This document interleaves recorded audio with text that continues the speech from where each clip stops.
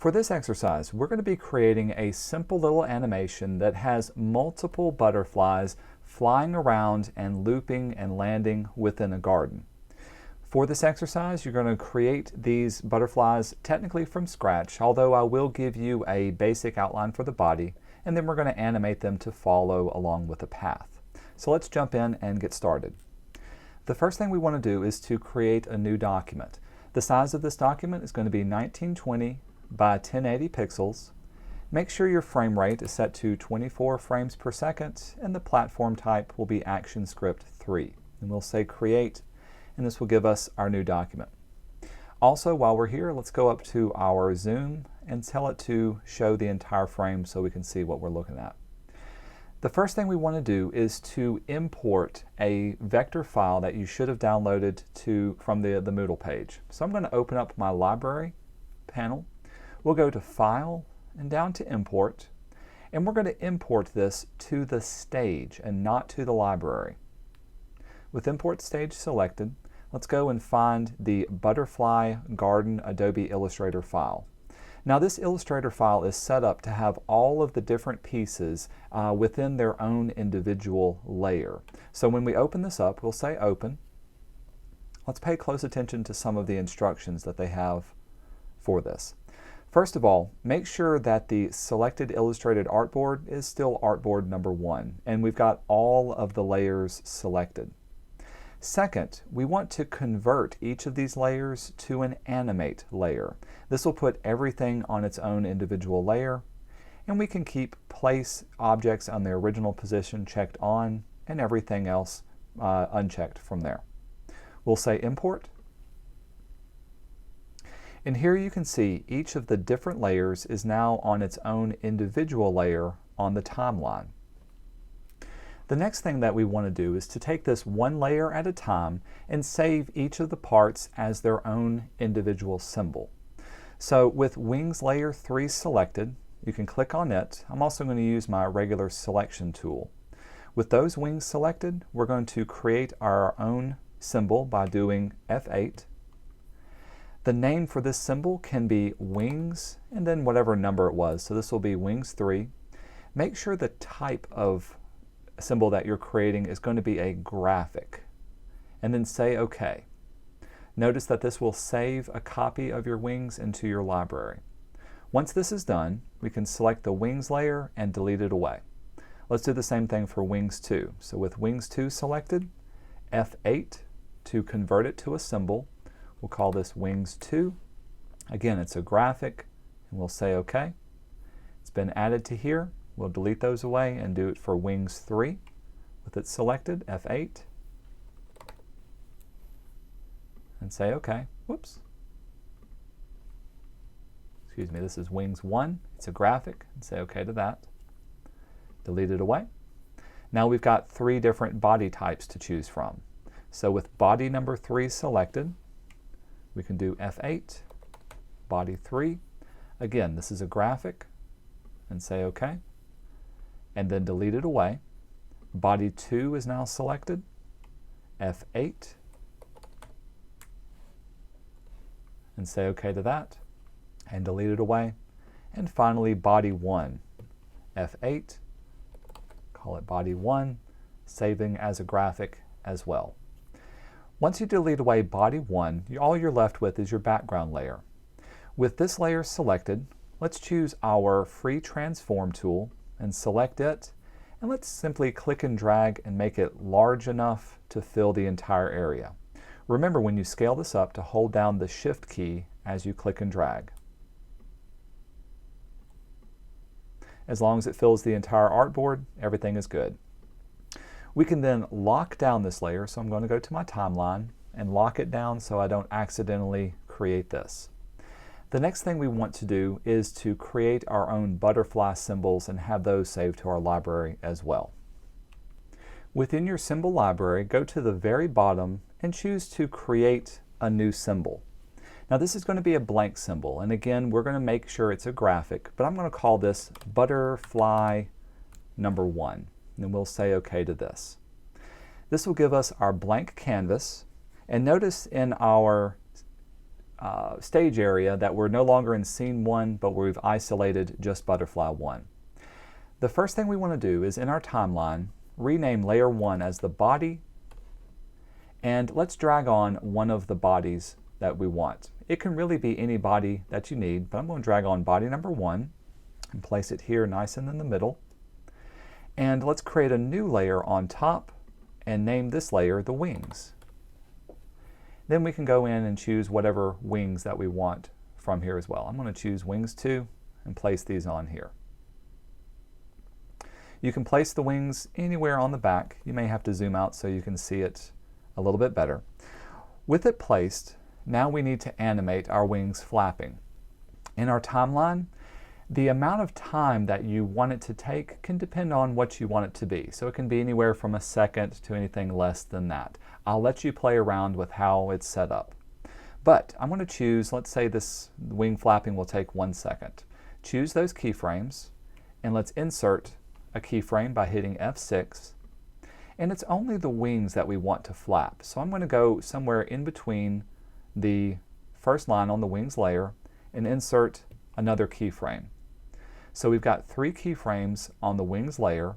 This middle keyframe, we're going to scale it inward to make it look like it's flapping. It doesn't have to go all the way in. Now we've got 3 keyframes, out, in, and then back out. The last thing we need to do is to add a motion tween to our wings. So for this first one, I'm going to select it and right click or control click on it, create a classic tween, and do the same for this one as well. Create a classic tween to go back out. So now we've got our butterfly flapping. With that done, we can return to scene 1 and let's add that butterfly and have it fly around on its own layer. To do this, we're going to create a new layer and we're going to call this layer butterfly 1, number 1. With the butterfly 1 layer selected, let's choose our butterfly 1 from our library and simply drag it onto our stage. Notice that it's this size already. If you want, you can scale it down. I've got my free transform tool selected. Just make sure you hold down Shift to place it where it is. The next thing we want to do is let's give our timeline some time to it. I'm going to go to my background layer and let's go all the way to 15 seconds. We're going to let the background be on here for 15 seconds. I'm going to do F5 to do that. But let's say this butterfly, it'll only be on there or it'll start for 6 seconds. I will leave it up to you what time you want it to be on the frame for there. The next thing we want to do is to make a path for our butterfly to fly around on. To do this, I want you to control or right click on the butterfly layer and let's add a classic motion guide. Notice that this is going to create a special layer on top of butterfly and it's going to be called the guide for butterfly 1. We can select frame number 1 and I want you to choose your your pencil tool. The pencil tool, if you find it in your toolbox, looks like a regular writing pencil.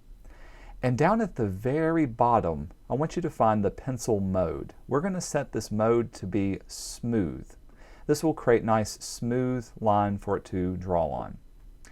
I'm going to draw a line on the guide layer, starting off on the side, clicking and dragging around, and just having it loop around a couple of times before finally landing on a flower.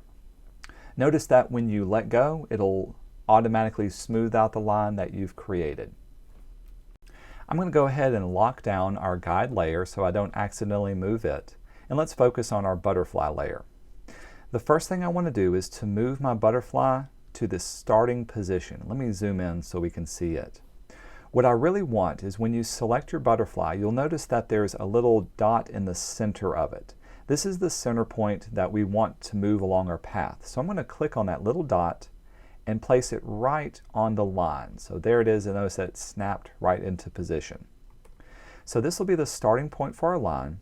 Also notice for my line, it's going to be moving downward and I want it to follow that path. So for mine, I need to rotate my butterfly into position. We'll rotate them around this way to give it the correct orientation. Now if your line is starting at another angle, going up or going off to the side, you may need to rotate your butterfly in a different orientation as well. So with the starting point done, now let's place our butterfly at the ending point. To do this, I'll back out. And let's go up to our timeline and give ourselves an ending keyframe. For now, I'm just going to stick it at 4 seconds. So with the 4-second mark located on your timeline, do make sure you're on the butterfly layer. Let's do F6 and insert a keyframe. And with that keyframe selected, I'll move my butterfly into position. And I can see I've got my ending point right here. Again, you may need to zoom in so you can see it. Click on the little center point here, and let's place it right at the end of our line with that. Again, notice that my line is moving in this direction, so I need to rotate my butterfly into position. So get the free transform and rotate it to match this way. Again, depending on your line, you may have to rotate your butterfly in some other different orientation as long as it matches the direction that it's going.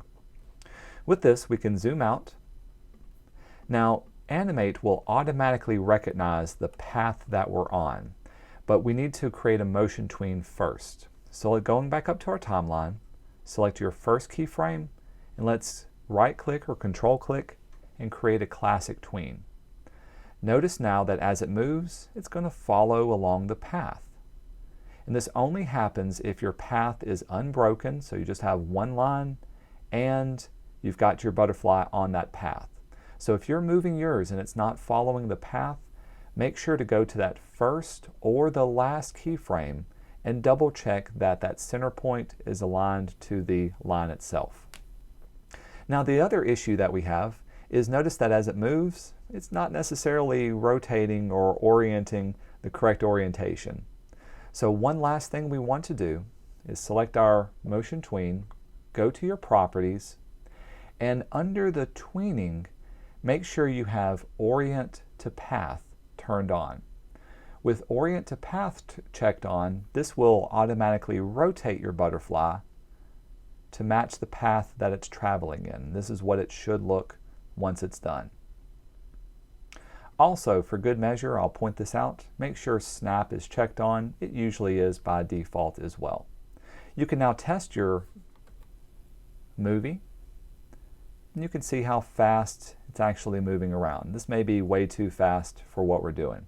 So if you want it to go a little bit slower, we can go up to our timeline and we can change the ending point by clicking on that keyframe and dragging it over until it has a starting and stopping point that you want. Also make sure that you have enough frameage for the rest of your key points as well. So let's say I've got this extra one, obviously it needs to go all the way down to keyframe number 15. So I'll add some points to there. Now if I test it, it'll go a little bit slower. Again, it's going in and out as it moves, and then it finally lands and will place there for there. Okay, with that done, I want you to repeat this process for each butterfly. I want you to create 2 more butterflies by going to your layers panel, creating a new symbol, add on a body, add on a wings, save that as butterfly number 2 and then butterfly number 3. Then return to your timeline, and I want you to create its own timeline for each butterfly. Have another butterfly come in, maybe from the top or maybe from the side, flow around on its own path, and then land on another flower. This whole animation should last exactly 15 seconds, and they should be starting and stopping and moving at different speeds in between here. So you can change up the starting time and stopping time. It doesn't all have to start at the exact same moment on keyframe 1. You can change that up and have it start and stop at a different time as well. Once you finish this up, you should have multiple butterflies coming in. Again, I'll open up my example to show you how I've got mine. So for my example, you can see how I've got 3 different butterflies, 1, 2, and 3 on 3 different layers.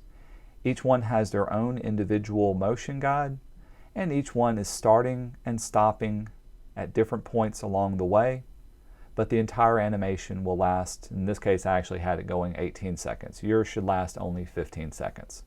If I was to test this out, You can see how a small one will come in, and later on a larger one on its own path, and finally the biggest one on that side, until they all land on an individual flower at different times, and then the rest of the time goes out until it repeats over the animation. Once you're finished, save this up as a Flash Animate file and upload it to Moodle.